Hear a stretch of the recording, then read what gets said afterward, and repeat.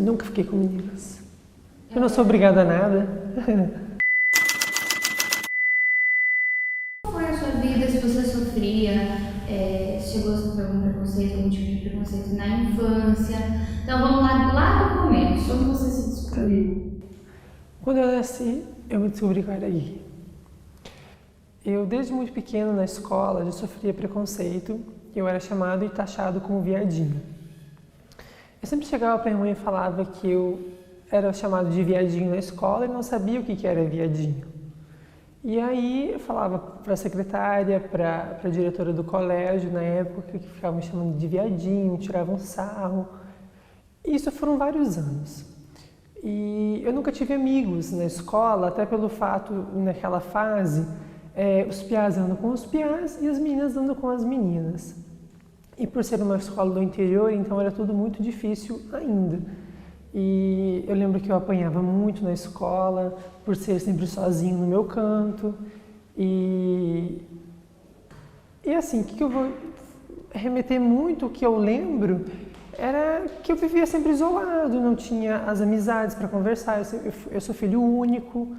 E então assim, eu tive que aprender tudo muito sozinho. Bom, a minha infância foi um período meio complicado da minha vida. Eu era muito novo, eu tenho um irmão mais velho, 6 anos mais velho que eu, e ele abusava sexualmente de mim. E eu era muito novo e ele me ameaçava para mim não contar para os meus pais, era uma questão assim muito delicada. Foi passando um tempo, ele parou de fazer isso e eu fui ficando adolescente. Mas eu sempre me vi diferente das outras crianças. Eu não me via como menino, mas eu também não me via como menina. Então, assim, eu não gostava de ficar junto com os meninos não gostavam que eu ficasse junto com eles. Eu ficava meio isolado, assim. Eu lembro que eu apanhava muito das crianças maiores. Eles me chamavam de viadinho e tal. E quando eu entrei, eu tive esse histórico assim, de bullying, de exclusão na escola. Quando eu tinha os meus 12, 13 anos, eu entrei num grupo de teatro. E nesse grupo de teatro eu tive minha primeira paixão. Eu me sentia bem diferente. É bem estranho assim, porque quando eu era bem criança, bem pequeno, bem novo mesmo, que eu não entendia dessa questão de sexualidade e tudo mais, eu me sentia muito diferente dos outros meninos, porque assim, eu não gostava das mesmas coisas que os outros meninos, eles tinham conversas diferentes, brincadeiras diferentes. Eu tenho memórias assim de bem criança, bem novo, com 5, 6 anos, que eu não me enquadrava, não me sentia junto com os outros meninos, não me sentia à vontade com eles, não me sentia, tipo, pertencendo a esse grupo, digamos assim. Algum ou outro menino que era mais mente aberta, não sei se posso usar esse termo para criança, mas eu conseguia brincar e ter relacionamento de amizade com os outros meninos, mas era uma coisa muito diferente, porque eu me sentia muito diferente do grupo. Eu não tinha as mesmas conversas, eu não tinha as mesmas brincadeiras, e eu me sentia muito mais à vontade com as meninas. Na escola era aquela coisa, eu era gordo, ainda continuo, né? Mas então eu era gordo e afeminado. E o que me distanciava do padrão masculinizado das crianças, né? Então aí a gente já começava um grupo de meninas que aceitava bem, e era sempre aquilo, eu não gostava de futebol, não que nenhum gay goste de futebol, mas não era minha praia. Gostava mais de brincar de quem com as meninas, e sempre foi um dia uma professora minha perguntou assim, mas Wesley, por que você não vai jogar bola com os meninos? Eu falei, porque eu não quero, né? Mas não entendia, aquele tempo eu realmente não entendia como que era, o que isso acontece, o que isso significava na minha vida, né? Ali na escola, o que a educação fazia, porque não era feito nada, não era trabalhado nada. Era o Wesley, o menininho gordinho, afeminadinho, que ficava com as meninas. E aí eu fui crescendo a minha infância nessa escola, e isso foi se reproduzindo cada vez mais, esse estereótipo, e as pessoas me chamavam de viado. Eu não sabia o que aquilo significava, mas eu sabia que eu não queria ser aquilo, porque elas estavam me ridicularizando, então eu não queria ser ridicularizado. E aí forçava... Eu lembro que tinha escola, tinha ônibus, o ônibus levava a gente da casa para a escola e no ônibus eu ficava pensando assim, gente, eu sou homem, eu sou homem, eu sou homem, eu sou homem, eu sou homem. Porque eu não entendia o que era aquilo, mas eu queria ser homem, eu queria ser aceito ali para os meninos. Não queria fazer parte daquele universo de machão, onde tem que bater no outro, mas eu queria que eles me entendessem, que eles não me zoassem. E aí isso nunca aconteceu.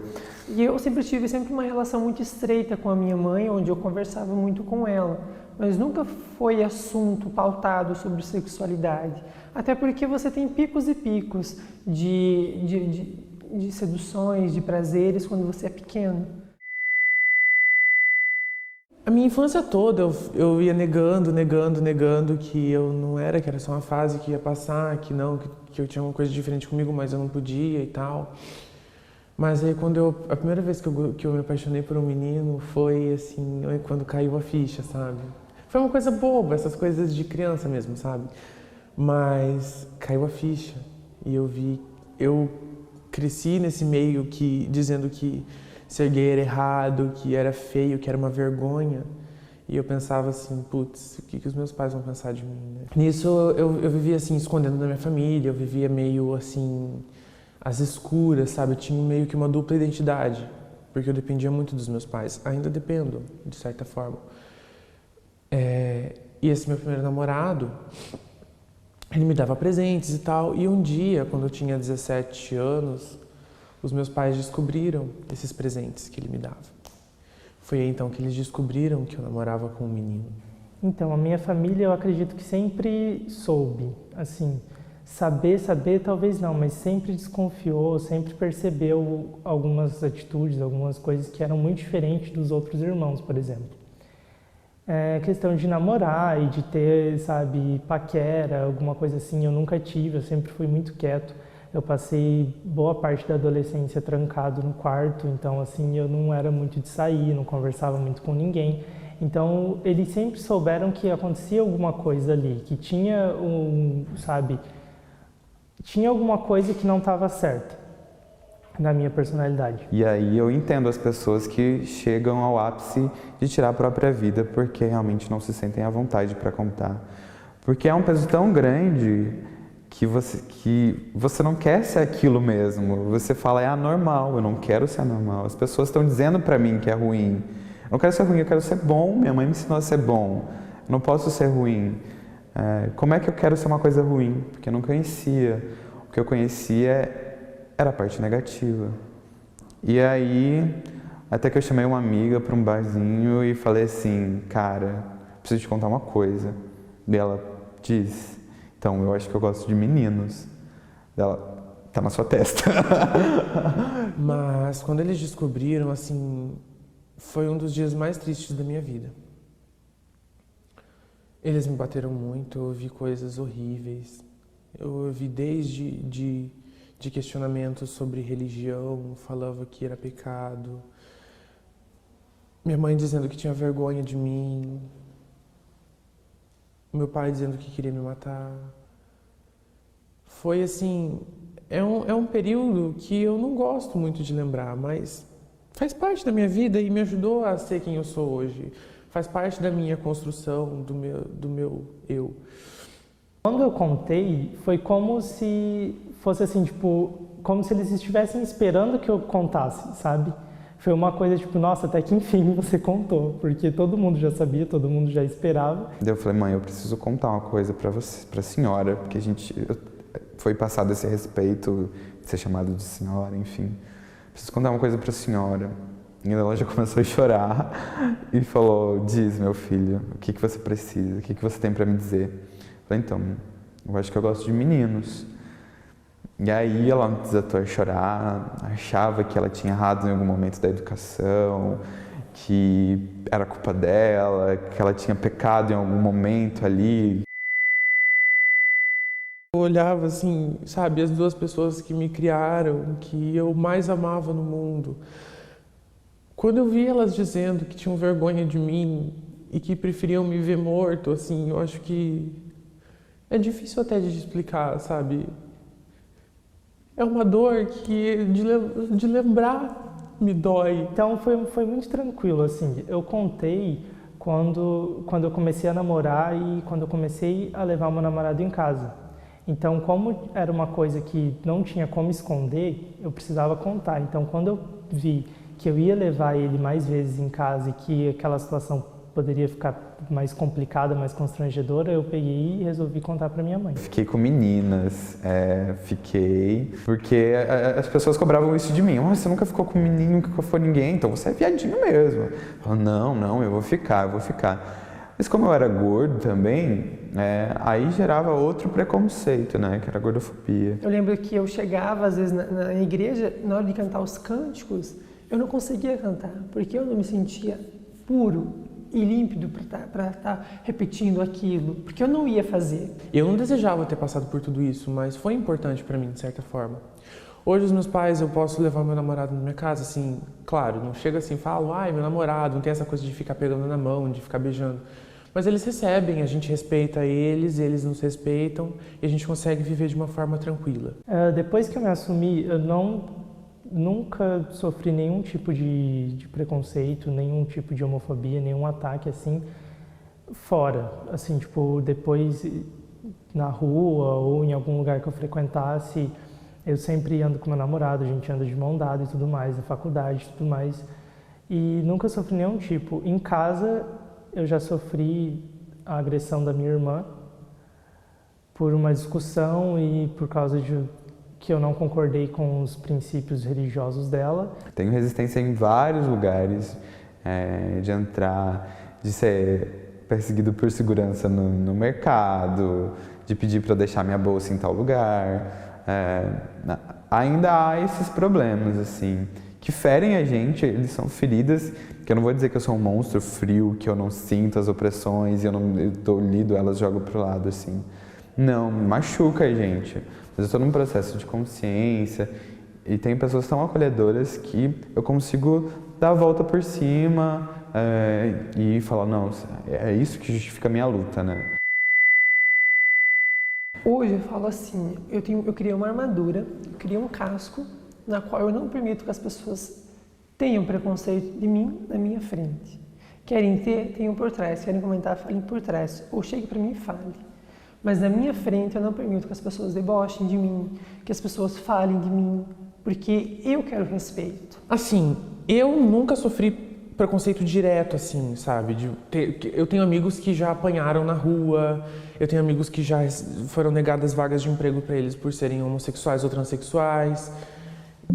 Eu nunca precisei passar por isso. Eu acho que tem evoluído muito, assim, eu fico muito feliz porque dá para se ter esperança na humanidade, digamos, porque, né, ninguém precisa ter contato com todo mundo, mas a questão do respeito e da questão de entender que a pessoa está só tendo o direito dela de viver e de ser feliz, já é uma evolução muito grande, é um passo que eu acho que a sociedade está cada vez mais, assim, evoluída nessa questão. Eu tô bem, assim, eu consigo falar que é o momento da minha vida que eu tô mais feliz, assim, de me entender de todas as minhas complexidades, a minha diversidade, que eu sou composto. Hoje eu me sinto muito bem, não tenho mais pira com o corpo, e eu acho que é um processo que eu não aprendi sozinho, assim. E eu acho que o mínimo que as pessoas podem dar, aceitando ou não, eu respeito, igual eu tenho com elas. Então, falta de respeito comigo, eu também não vou saturar. Eu vou gritar, eu vou falar, porque eu também tenho o meu direito. E o que eu falo é isso. O preconceito existe, aceita quem não quer, tem que respeitar do mesmo jeito. Não interessa o que você é, não interessa o que você faz. Deus vai te amar de qualquer jeito. Deus vai te amar independente de quem você goste, de quem você se case. O importante é você ser uma pessoa boa e você fazer o bem, ajudar o próximo. Daí ele olhou pro meu olho e falou assim, filha, não importa o que você faz do portão para casa, aqui dentro ou pra rua, eu sempre vou te amar e sempre vou ser seu pai.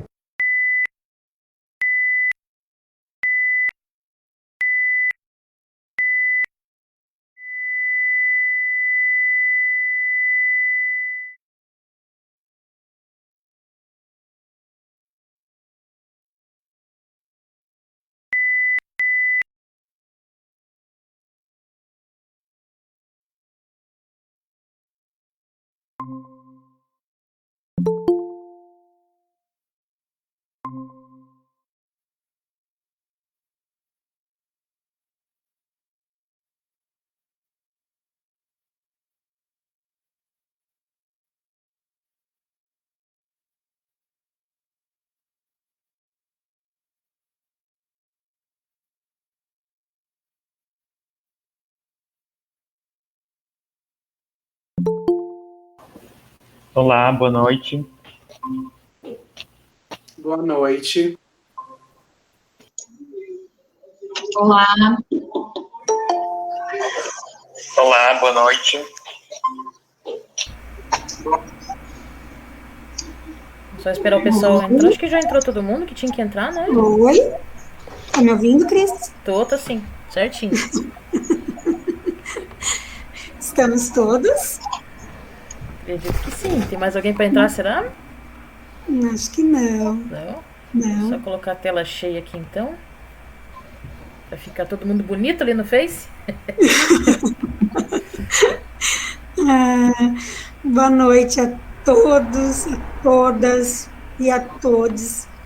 A Secretaria de Cultura tem um orgulho danado em fazer a exibição desse documentário, né, das nossas jornalistas Camila Feitag, Francine Trento, né, que produziram esse documentário com muita sensibilidade, e a Secretaria de Cultura, nesse momento, né, proporciona a exibição desse documentário para a gente debater um tema que é tão importante, tão pertinente, tão necessário, né, para a nossa sociedade, né? E nós estamos com a segunda edição do Cine na Web, né? Nós iniciamos esse projeto no sábado passado, com a exibição do documentário Etiquetados, do Daniel Felício e da Amanda Guedes, e temos daqui a pouco semanas exibindo documentários com temas sociais para promover reflexões, porque esse é o grande objetivo da Secretaria de Cultura também,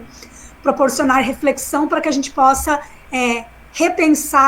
nos repensar enquanto sociedade e sobre os nossos valores e a forma como nós vivemos. Esse é o papel da cultura também. Então, primeiramente, eu gostaria de dar as boas-vindas à Camila, minha querida, que eu tanto admiro, né, jornalista, né, que eu tive a honra de ser tua professora na faculdade, tenho muito orgulho de ti, e fico muito feliz por você ter aceitado esse convite, de vir aqui bater um papo com a gente. Agradeço a presença do Alex e do Diego para vir debater com a gente, enriquecer o nosso diálogo, porque é muito importante, e nesse momento que a gente está agora, né, de pandemia, que a gente não pode estar junto, sintam-se abraçados, sinto minha gratidão por vocês terem acolhido o nosso convite para fazer esse debate, que está sendo transmitido pelos canais, pelas redes sociais da Secretaria de Cultura, e que ficarão registrados nas nossas redes sociais para quem mais tarde quiser ver o nosso bate-papo e assistir o documentário. Então,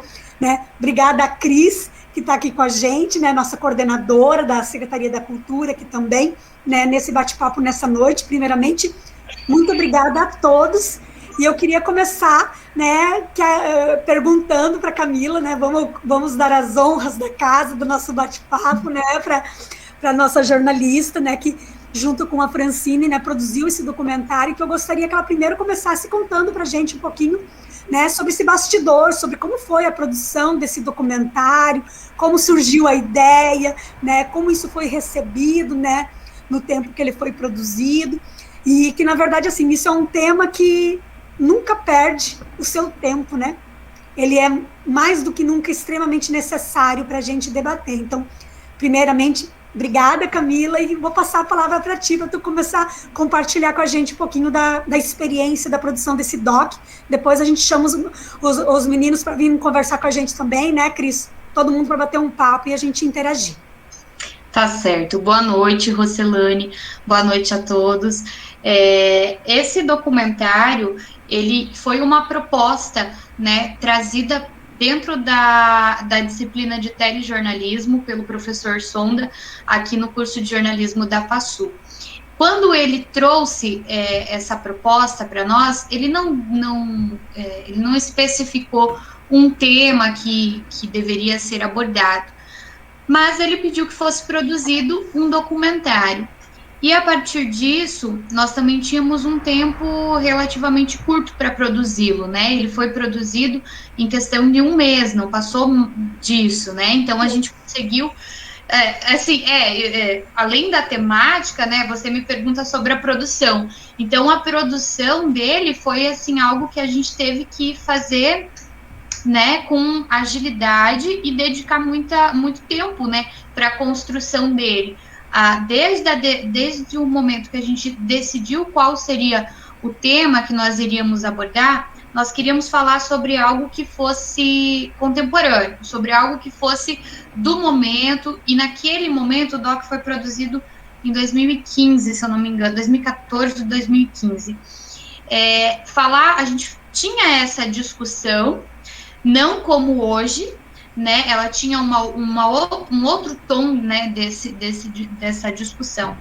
Mas era algo que estava, sim, sendo discutido, estava nas pautas nacionais, estava nas nossas pautas do dia a dia também. Desculpa, minha gatinha tá aqui. Ela ia pra lá.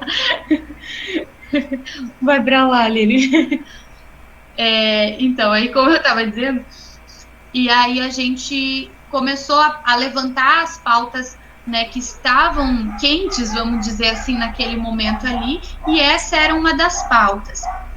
Dado o nosso tempo de produção e a disponibilidade que a gente tinha, então nós começamos a buscar, né? Optamos por falar sobre... Primeiro nós queríamos falar sobre o universo LGBT, hoje já é o Alex pode me corrigir, é LGBTQI, né? Eu tô correta. Na época a gente só falava LGBT. E a gente queria falar sobre esse universo. Então, dentro daquilo que a gente tinha ao nosso alcance, nós fomos fazendo os recortes, né? Porque, assim, a gente entendeu que se nós fôssemos falar desse universo todo, o doc ia ficar extenso, nós íamos precisar de muito mais tempo para conseguir produzir. Então, nós fomos fazendo esse recorte e chegamos à questão de trabalhar com os meninos e com essa faixa etária, né, a idade ali dos jovens, porque nesse momento ali eram os jovens que estavam trazendo esse assunto para a pauta. Então, decidimos esse recorte e começamos a produzir. A questão da produção, nós não tínhamos câmera, nós não tínhamos áudio, nós não tínhamos nada. Então, dentro da nossa realidade, vamos ver o que a gente tem. A gente tem um estúdio de fotografia na faculdade. Lá no estúdio tem câmera, tem microfone, então vamos fazer aqui com aquilo que a gente tem, né, desse limão, fazer uma limonada, vamos dizer assim. E aí nós começamos a entrar em contato com os meninos, entramos com outros também, esses são os que toparam participar com a gente, marcamos e fomos gravando uma entrevista atrás da outra. Depois, quando nós gravamos tudo isso, sentamos para organizar. Para construir esse roteiro, né, e fazer esse material, editar, enfim, conseguir entregá-lo. Entregamos dentro do prazo, tudo certinho. Você me perguntou sobre a questão de como que ele foi recebido. Inicialmente, ele está disponível no YouTube, mas inicialmente ele foi para um cenário acadêmico, né, foi para a universidade. Então, eu vou dizer assim, para ti, eu não senti que ele não foi aceito, né? Em nenhum momento teve essa questão assim, o doc não foi aceito. Pelo contrário, muitas pessoas que assistiram, que viram, procuraram para falar sobre a coragem. E isso é uma coisa assim que, poxa, que coragem, né? A gente só está falando de uma pauta que faz parte da nossa vida e da vida de todo mundo, é uma coisa que não tem nenhuma coragem, mas naquele momento algumas pessoas falavam isso, né? Eu acho que eu consegui fazer um resumo, né? Não quero me prolongar muito. Eu acho que é importante tu falar isso. Eu acredito que, né, assim, aqui no nosso bate-papo eu gostaria realmente isso, né, que fosse esse diálogo, né, sobre as impressões sobre o doc, mas também, né, o doc, ele também não deixa de ser um pretexto para a gente estar falando, né, sobre isso, para dar visibilidade a essa pauta, para colocar ela em pauta, colocar dentro do cenário das discussões. Então, eu também queria escutar um pouquinho, né, das próprias impressões, né, do Alex, do Diego, da Cris, né, que estão aqui. Eu não queria aqui monopolizar a condução, eu quero que vocês se sintam muito à vontade para interferir, para perguntar, para a gente poder ir dialogando. Então, eu queria passar a palavra também para o Alex, Diego e para a Cris. Bom, boa noite, né, a todas. e todos presentes. Acredito que algo muito central dentro da discussão, e até coisas como vocês já citaram antes, o quanto o tema ele se mostra contemporâneo, né? O quanto muitas dessas vivências e da realidade dessas pessoas, em específico, né, da produção do documentário, como a Camila citou, que são homens gays, o quanto essas vivências elas se reproduzem até no nosso cotidiano até hoje, né? E aí a importância desse espaço, né, da Secretaria de Cultura disponibilizar, e também da produção desse debate feito pela Camila e pela Franciele, se não me engano, perdão se estiver errado o nome, mas é exatamente por isso.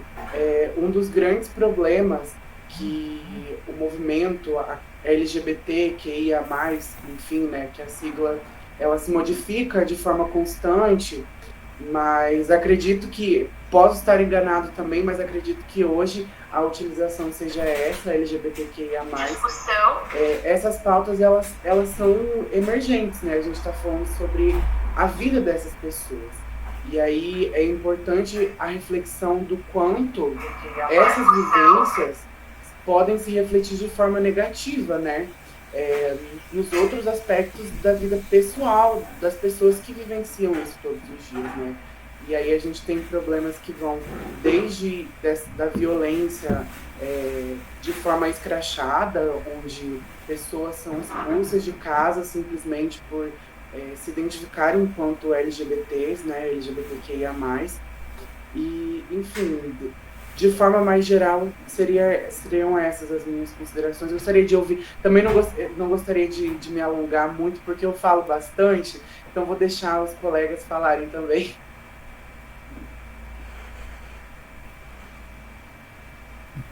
Boa noite, pessoal. Vocês estão me ouvindo?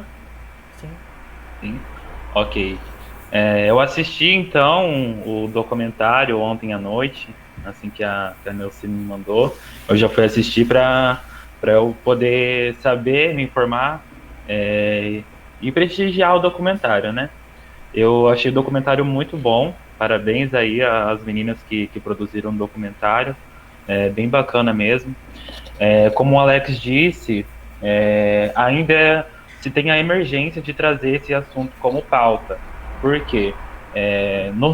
Fica visível o motivo disso no próprio relato dos meninos que apresentaram ali no documentário, né?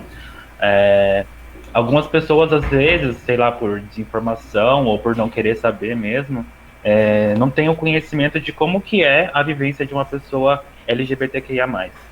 Então, trazer essa visibilidade, mostrar para as pessoas, apresentar um documentário como esse, é muito importante para a gente, para que as pessoas saibam como que é uma vida de um LGBT. Porque a gente sabe que tem ainda pessoas que têm aquela, no seu imaginário de que ser LGBTQIA+, é uma escolha, né? Daí aí fica essa pergunta aí, com todos esses relatos que os meninos trouxeram aí no documentário, quem que ia escolher passar por isso, né? Então, eu acho que o documentário ele sintetiza bem a importância de se travar esse debate, de trazer essas vivências que são as vivências de milhares de pessoas, não só no Brasil, mas no mundo. Eu me identifiquei muito com os relatos dos meninos, porque eu acho que é impossível, né? Qualquer LGBTQIA+, a maioria, pelo menos, são poucos os que não passaram por situações parecidas, assim. Então, mexeu bastante comigo também quando eu estava assistindo, dessa coisa mesmo, de como a gente se reconhece nas histórias dos outros, e de um problema que na época parecia que era uma coisa minha, que só eu estava sentindo, na verdade não. Várias pessoas passando por aquilo em vários outros momentos, né?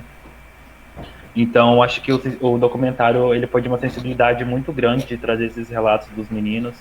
E eu entendi quando a Camila disse também sobre a coragem das pessoas estarem ali, se apresentarem e falarem sobre as suas vidas, porque é difícil pra gente também, né? Se expor assim dessa maneira e falar sobre as nossas vidas, porque algumas coisas são feridas que algumas vezes já passaram, já cicatrizaram, mas mesmo assim ainda dói de lembrar e de falar, né? Então, os meninos foram muito corajosos também de toparem falar sobre isso.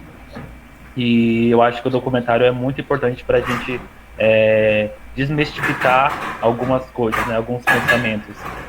E eu imagino vocês apresentando esse documentário lá no cenário acadêmico e as pessoas refletindo sobre isso, sabe? Refletindo sobre as vivências dos meninos ali. Às vezes podia achar que era de uma outra maneira, porque tem um imaginário bem fantasioso até, eu poderia dizer, sobre como é a vida de um LGBT, né, de um LGBTQIA+.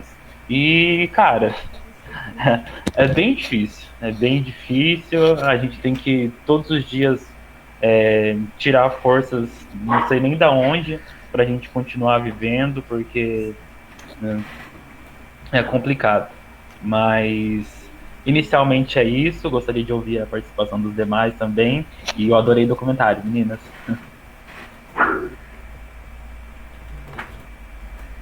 Bom, eu vou dar o meu pitaco também. Primeiro, quero parabenizar bastante a Camila e a Francine pelo documentário. É sempre bom a gente trazer esses temas à tona, né? Por mais que a maioria das pessoas pense que já é um tema batido, que já todo mundo compreende do assunto, todo mundo aceita, digamos assim, né? A gente sempre tem que falar e refalar e novamente falar, né? Tem que falar. A homossexualidade, ela ainda é um tabu para muitos, né? Vai geração, vem geração, esse assunto ainda está pertinente ainda na sociedade, e a gente tem que trabalhar, falar sobre a homossexualidade a nível de política pública, né?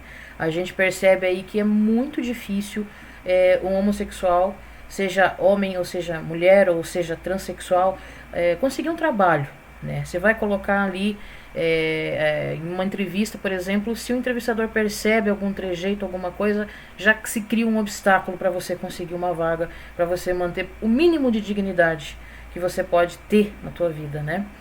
E a gente percebe também em outras várias situações, assim, aquele preconceito velado por pessoas, assim, que se dizem entendidas, se dizem, como é que eu posso dizer, simpatizantes do movimento, mas que no fundo, bem no fundinho, quando colocado contra a parede, se mostra outra coisa, né? Enfim, a gente observa muito isso, né? Seja em amizades próximas ou amizades mais distantes, o coleguismo, né? Então eu acho muito importante, a gente viu vivências diferenciadas ali de pelo menos 3 pessoas, né? Não sei se conhecem, mas a gente percebe que tem problema que vem da família, né? Às vezes no dia a dia, assim, a gente percebe algumas agressões, tanto físicas quanto morais, né? Quanto psicológicas, em relação à questão contra os gays ou contra lésbicas, né? A gente percebe, e isso as pessoas não se ligam, que tá mexendo em feridas muito profundas, sabe?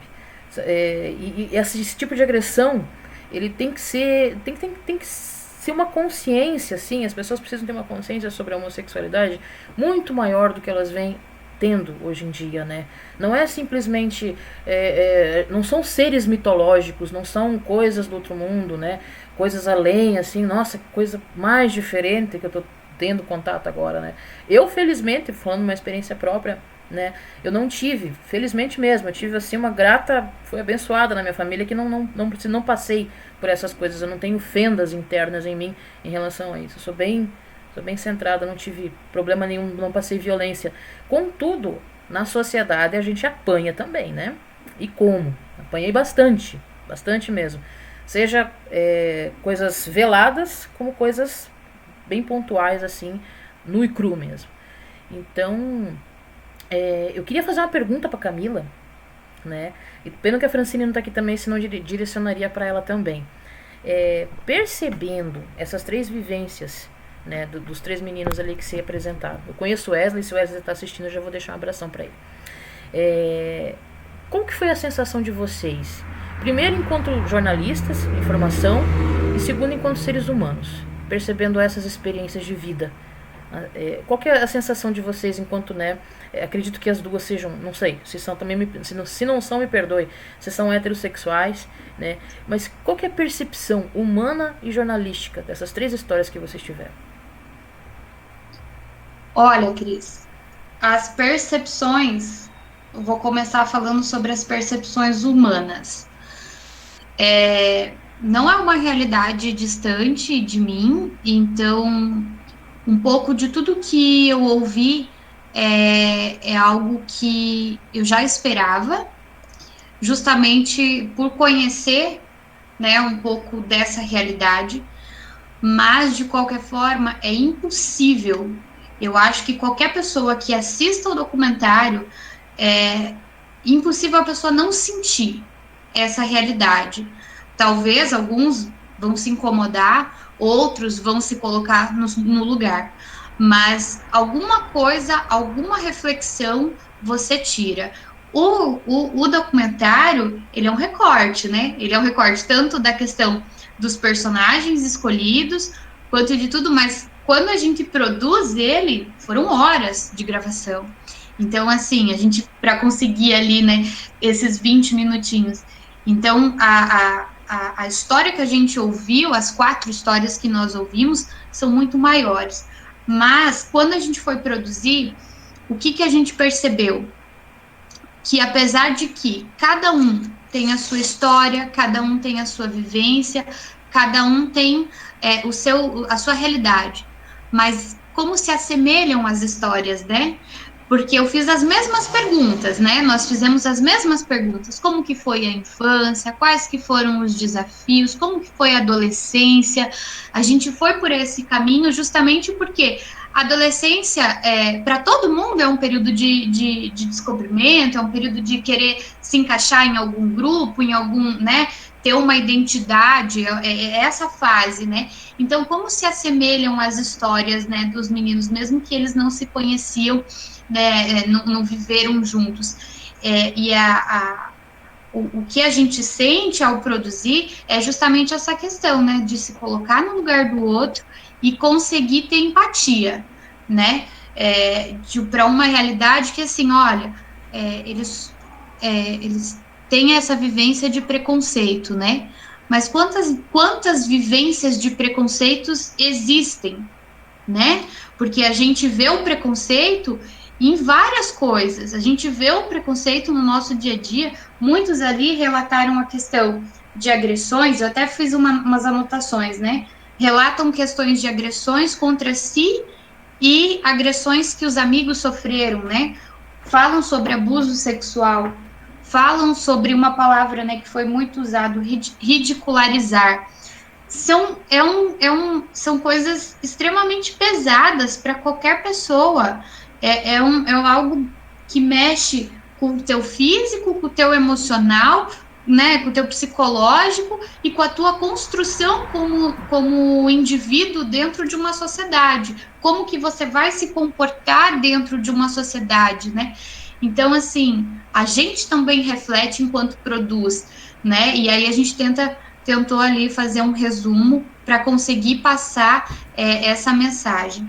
Em relação à questão jornalística que você me questiona, a gente tem dentro do jornalismo aquela questão de ouvir os dois lados, né? Nessa situação, dentro de produzir esse nosso documentário, esse é o lado, né? O outro lado, quem vai dizer é quem tá assistindo, quem tá recebendo, né? A gente quis trazer essa história justamente para propor a reflexão. E eu acho que o jornalismo, ele cumpre o seu papel ao propor a reflexão. Eu queria pegar o gancho aí da Camila para a gente falar um pouquinho sobre jornalismo, o papel social do jornalismo e de que forma que o jornalismo pode se colocar, né, na sociedade, né, como um instrumento, como um mecanismo, né, para ajudar a transformar a cultura, ajudar a transformar os valores, ajudar a sociedade a se repensar. E quando a Camila fala de que existe um lado, né, porque no jornalismo a gente fala assim, a gente tem que escutar os dois lados, né? Então, assim, se fosse o outro lado, né, talvez seria o outro lado daquele que não aceita, que é o lado da violência, que é o lado da negação, da rejeição, da violência simbólica, física, que é uma violência que ela é estrutural dentro da nossa sociedade. Estrutural, no sentido de compreensão de quais são as caixinhas que os seres humanos têm que se encaixar, né? E isso vale também para as mulheres, quando a gente fala da questão do machismo, né? De que existem padrões em que os indivíduos têm que se colocar, né, dentro de uma sociedade do casamento, da heterossexualidade, né? De qual é o indivíduo que é aceito em sociedade, né? Hétero, branco, classe média, né? Assim, então, quais são os padrões que são aceitos em sociedade? Então, eu queria pegar esse gancho para falar um pouquinho sobre jornalismo, né, Camila, assim, e essa questão que quando a gente vai olhar para jornalismo e da linguagem documental especificamente, né, a gente vê que o jornalismo, o jornalista em si, ele assume uma postura extremamente autoral quando ele vai se colocar na construção do texto, da narrativa, né, que é um pouquinho, vamos dizer assim, diferente do que a gente vê comumente no jornalismo que a gente vê na televisão, né, em um VT na televisão, ou numa matéria que é escrita, que a gente chama de um jornalismo mais informativo, vamos dizer assim, né. A linguagem documental, ela permite que o jornalista assuma uma postura, né. Então, eu queria colocar justamente nesse sentido, né, a indagação para vocês, porque tu até colocou, né, e eu também me lembro da época da faculdade, né, que a gente, né, convive, né, com muitos meninos, meninas, mas assim, eu não gosto de usar essa linguagem de meninos, porque daí a gente, né, cai na caixinha da sociedade do binarismo, né, e assim, vamos falar, né, das pessoas que convivem com a gente, né, e que viviam essas angústias, que sofriam essas dores, que sofriam essas violências. Então, eu queria fazer justamente essa pergunta, né, de que se o documentário, né, você e a Fran, né, enquanto, né, as documentaristas, né, que assumiram uma postura autoral, ela também não se colocava como diria assim, uma provocação à sociedade, no sentido de, tipo, você se coloque na dor do outro antes de atacar. Porque, assim, muito recentemente aqui em Toledo, né, a gente, né, teve crimes de homofobia, né? Tivemos homossexuais, tivemos travestis, enfim, tivemos, né, pessoas que vivem, né, na nossa cidade, que foram vítimas de violência e até assassinadas aqui na nossa cidade. Então, eu gostaria que tu colocasse um pouquinho, né, sobre esse papel mais autoral do jornalista, porque a gente também, enquanto jornalista, eu sou jornalista, Alex, Diego, eu sou jornalista, e o jornalista assume normalmente uma postura de que nós, jornalistas, temos que ser imparciais. Até que ponto nós somos imparciais?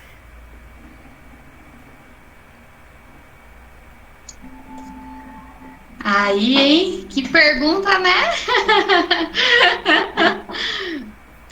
Não, mas vamos lá. Eu acredito muito na questão da imparcialidade, porém, eu entendo que a Roselane está colocando na questão de se ter uma postura autoral, porque o documentário, ele não é, de fato, uma matéria jornalística, não é isso. Ele é, sim, algo que foi pensado, planejado e proposto com a intenção justamente de causar reflexão e de ser, sim, de certa forma, provocativo. Tanto é que quando a gente assiste o doc por completo, além dos relatos, né, o que a gente tem? Tem um casal hétero, né, são os frames que passam, tem a igreja, tem frames que passam ali, tem imagens distorcidas que tremem a tela. Por que a gente fez isso? A gente fez com a intenção de causar um mal-estar, né? Isso foi feito justamente para que quem assistisse talvez ficasse com um desconforto, tivesse exatamente... tem que sentir alguma coisa, né? Então, a nossa proposta você perguntou sobre a questão da imparcialidade, né? Então, de certa forma, é sim imparcial, mas o que seria, como você bem colocou, a gente vai trazer uma visão de violência? Jamais, essa não é a nossa postura como profissional, como ser humano e como agente social, porque eu acho que o jornalismo, nós enquanto jornalistas somos agentes sociais, temos um papel dentro da sociedade que é extremamente importante, e propor reflexões e propor debates, acho que é o principal deles.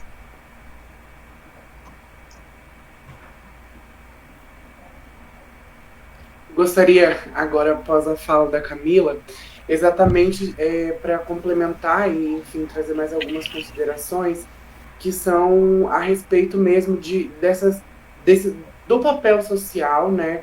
E a questão do posicionamento hoje em dia é algo que é extremamente importante, né? Nos últimos anos, principalmente, agora a gente vive na era da informação, né, e que tudo acontece, ocorre, inclusive, o momento agora do qual nós estamos participando de forma online, e, enfim, e os movimentos sociais LGBTs trazem cada vez mais isso enquanto uma pauta central nas discussões, né, que são os posicionamentos, sejam de empresas, de personalidades, de pessoas públicas, principalmente, exatamente pela compreensão de o quanto a informação ela tem esse poder de transformação das concepções que as pessoas têm, né?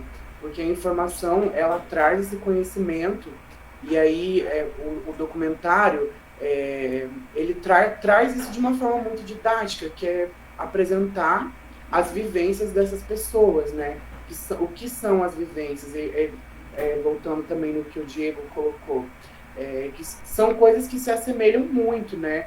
Vários dos relatos dos participantes, né, do documentário são experiências que, como a Cris falou, a Cris experienciou, o Diego experienciou, né? Então aí que tá, trazer essa informação carregada como a Camila citou, da perspectiva do documentário, de trazer esse desconforto, para mostrar mesmo o quão, né, não é legal você ser uma pessoa que está passiva a receber violência em qualquer espaço que você esteja presente, desde dentro da sua casa, né, o seu ambiente familiar, que deveria ser o seu espaço de acolhimento, até o mundo, né, tipo, o exterior ali, seja na rua, nos espaços públicos ou privados.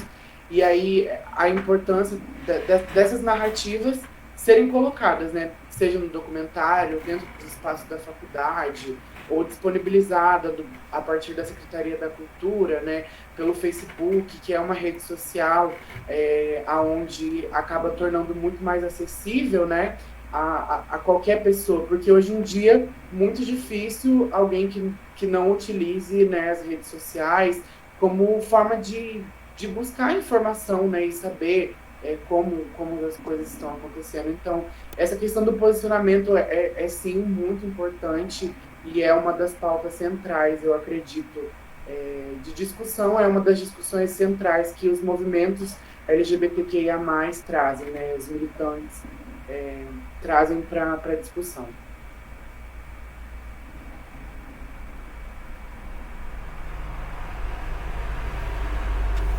Eu gostaria de falar também, aproveitando para puxar um gancho da fala inicial lá da Camila sobre o documentário, uma coisa que está bem presente ali, que eu pude perceber na fala dos meninos, é sobre a questão da ridicularização, né, no ambiente escolar. Eu, como estudante de Ciências Sociais, o Alex também, futuros professores, né? Na verdade, eu já sou formado em Ciências Sociais e Licenciatura e agora estou fazendo o bacharel em Ciências Sociais. A gente percebe que na escola ainda é um espaço muito difícil para as pessoas LGBTs, né? É um ambiente ainda muito hostil para a gente, porque é nesse espaço que começam as primeiras violências, né, contra nós, não só no ambiente escolar, no familiar também, né, mas principalmente no escolar, porque é nesse momento que a gente é jogado para a sociedade com várias pessoas com opiniões sobre nós, sobre as nossas vidas, e que estão o tempo todo querendo ridicularizar, deslegitimar a nossa história, a nossa trajetória. Então, eu acho que assim, para mim, no momento da escola, e assim como para várias outras pessoas aí, como os meninos colocaram também, foi um momento muito difícil. A escola é um momento muito difícil, porque pouco se discute sobre essas temáticas na escola, seja lá no ensino fundamental ou mesmo no ensino médio. Não tem uma grande discussão sobre esse assunto. E aí eu acho que é muito importante que nós, como professores, façamos esse debate com os nossos alunos também. Eu, enquanto eu estagiei aqui no município de Toledo, numa escola do município, e trabalhei também como estagiário para o Estado, né, dando aula de sociologia também para os alunos do ensino médio. Eu sempre fiz questão de levar essas discussões, de fazer esses debates e trazer essa reflexão para os alunos mesmo, né? E era muito legal como que esse assunto era recebido, porque a gente sentia nos alunos que isso precisava ser debatido, sabe? Quando chegava lá para debater esse tema, sempre tinha muita participação dos estudantes. Em cada coisa que a gente falava, a gente olhava para algumas carinhas assim, e a gente via aquele olhar de tipo, cara, como isso é importante para mim, sabe? Você tá falando aqui, você, o nosso professor, trazendo pra gente essa discussão. E em como eles se identificavam também com o que a gente estava trazendo, sabe? Porque ali, naquele momento que o professor tá passando, tá discutindo, você está falando para todos os alunos, não está falando para um aluno específico. Então, todos eles estão ouvindo, sabe? Então, trazer essa reflexão é muito importante.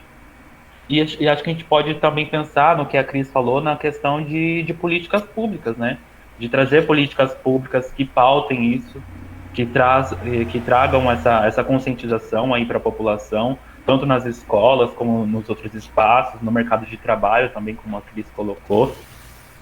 É importante e fundamental que a gente sempre paute esse tema. Às vezes algumas pessoas podem achar, tipo, mas isso já está sendo falado em vários lugares, está sendo pautado demais.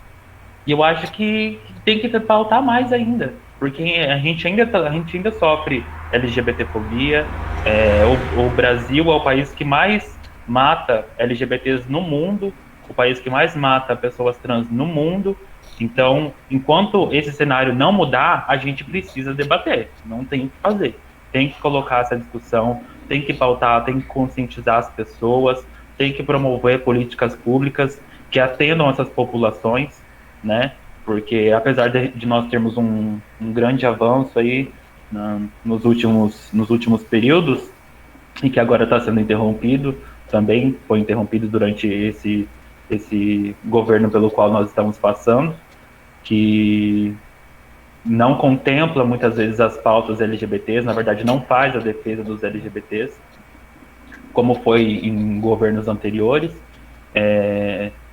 e após agora também a criminalização da homofobia, né, da LGBTQIA+fobia, na verdade, no Brasil. É importante que sejam criados outros mecanismos para que não fique só nisso, porque é um processo muito grande até chegar nessa parte ali da judicial, né? Porque antes disso vem diversas outras situações que agridem a gente da mesma forma em vários outros aspectos, né? Agride a gente moralmente, emocionalmente, ridicularizando. Então, é necessário fazer todo um trabalho ainda, né, na sociedade para que a gente se tenha uma resposta mais efetiva sobre esse assunto.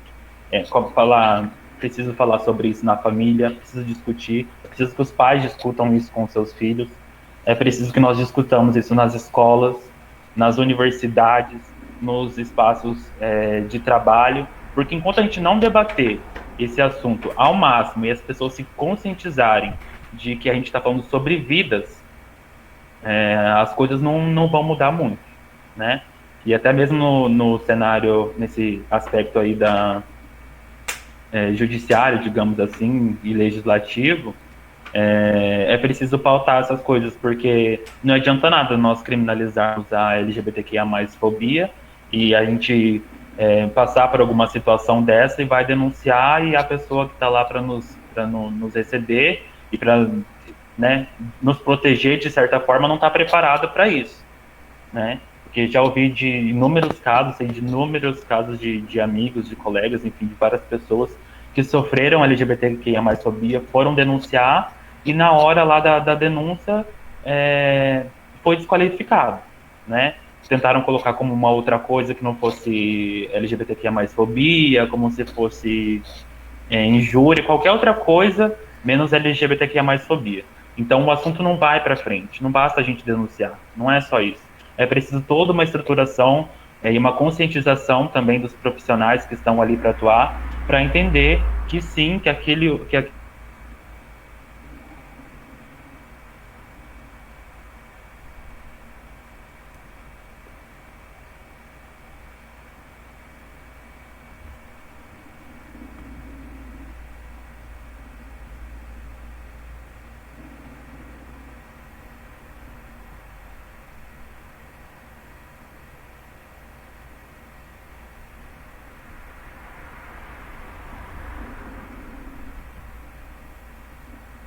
Oi, deu uma travadinha aí, será?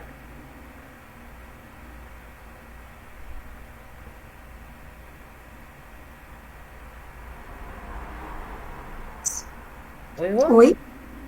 Travou para mim a fala do Diego. Na verdade, só tá você para mim na tela. Eles estão travados.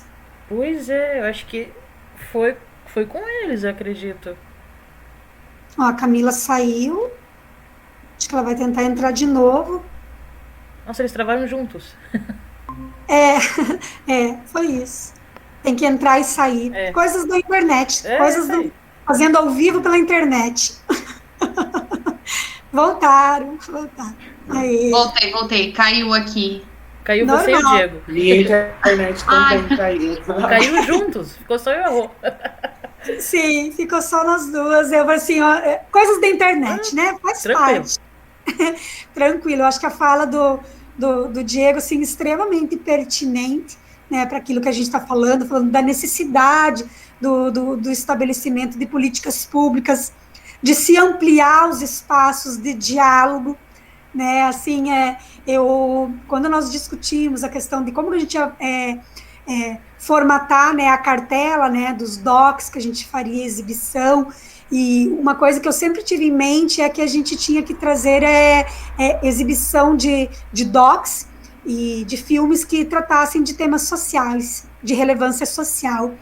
E quando eu conversei com a Camila, a gente conversou, e daí ela me falou do doc do Barbas, né, que seria importante a gente fazer a exibição, e que a gente poderia estar iniciando, né, um diálogo, né, a partir da Secretaria da Cultura, nesse momento, né, que com certeza tem que reverberar, né, em outras instâncias, em outros espaços, né, de diálogo, para que a gente possa estar avançando. Eu acho que um ponto muito importante que o Diego estava falando antes era sobre a questão do acolhimento, da questão das denúncias, né, que eu acredito, né, que as pessoas, quando vão levar essas denúncias na delegacia, né, que vão querer demarcar isso, né, como, né, um processo de violência de gênero, né, especificamente, né, como a gente ainda encontra barreiras, vamos dizer assim, a gente tem ainda que muito avançar socialmente. Eu me lembro que uma vez a gente discutia uma situação similar a essa na questão da violência contra as mulheres, né, do acolhimento que é feito ainda nas delegacias, no sentido de ainda não haver espaços adequados para se acolher essas denúncias, e da forma como essas denúncias de violência de gênero, seja contra mulheres, seja contra LGBTQI+, como essas violências são acolhidas pelo Estado, né?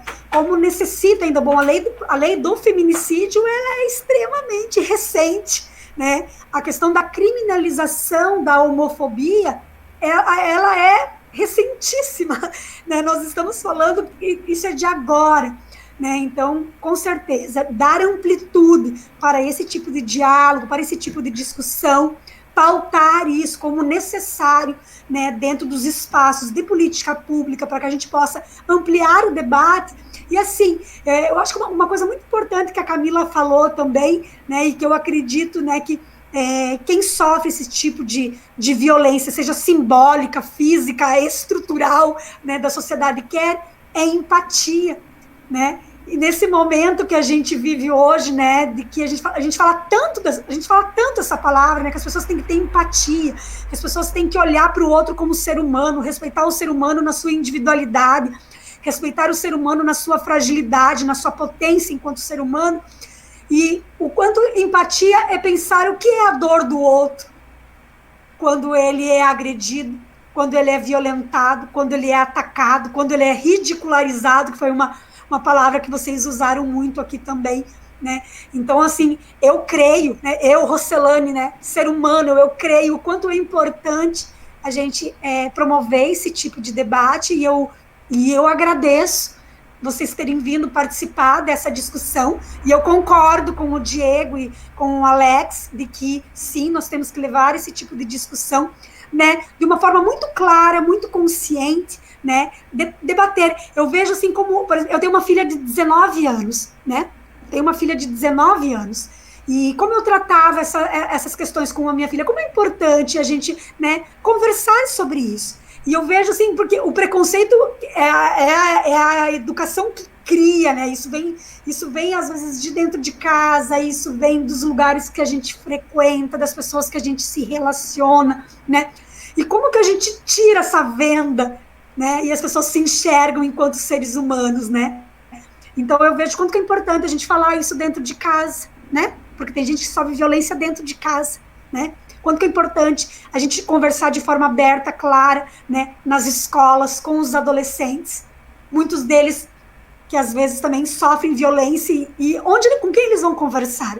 De que forma que eles vão externar suas angústias, os seus medos, compartilhar os seus desejos, né, de construir uma vida, de ser feliz, de se colocar na sociedade, de ter um emprego, como qualquer pessoa, né? Então, assim, eu fico muito grata, né, por a Camila e a Francine terem agraciado a gente com esse doc na noite de hoje, né, que está registrado aqui dentro da Secretaria da Cultura, né, nas nossas redes sociais, né, esse importante debate, né, agradecer ao Alex, ao Diego por virem conversar com a gente, né, nessa parceria tão importante com a Universidade Estadual do Oeste do Paraná, que está junto com a gente nesse projeto, né, agradecer a professora Neuci, né, da filosofia, da UniOeste também, e que esse projeto, oxalá, né, tenha vida longa para que a gente possa debater temas relevantes aqui na nossa sociedade e avançar, quebrar tabu e acabar com o preconceito, né? Então, assim, minha gratidão a vocês. Vou deixar para vocês fazerem as suas considerações finais para a gente ir para o momento de encerramento do nosso bate-papo.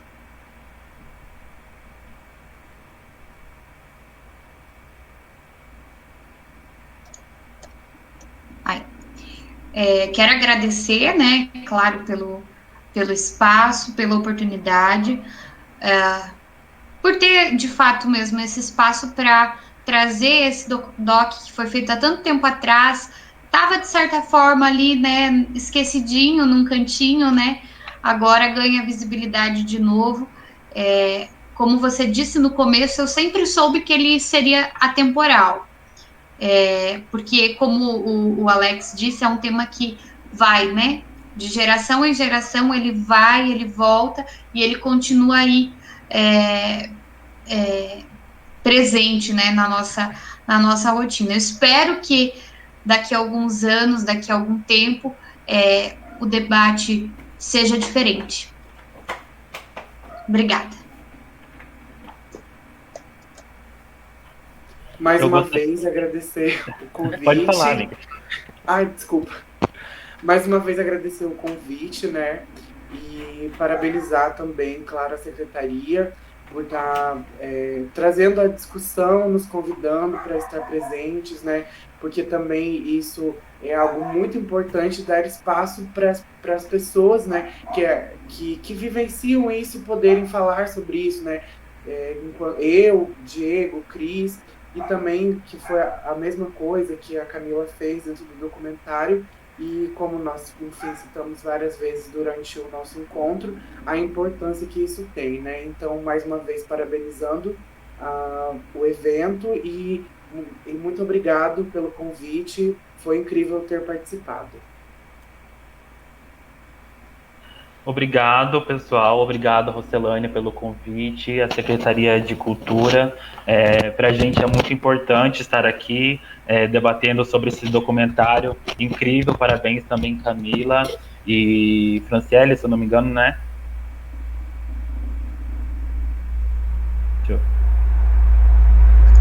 Eu erro o lugar do microfone. Francine. Francine, desculpa. Isso. Francine, parabéns às duas pelo documentário. É super importante.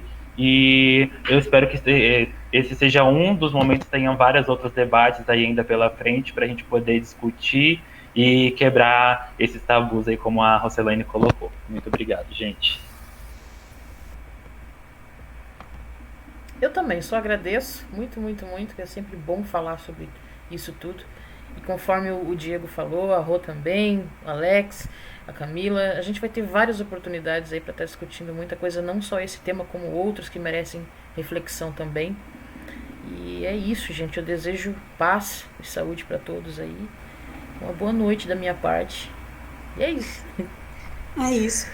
Paz, serenidade, equilíbrio e cuidem-se. Obrigada a todos. Beijo, boa noite, pessoal. Até mais. Beijo, boa noite.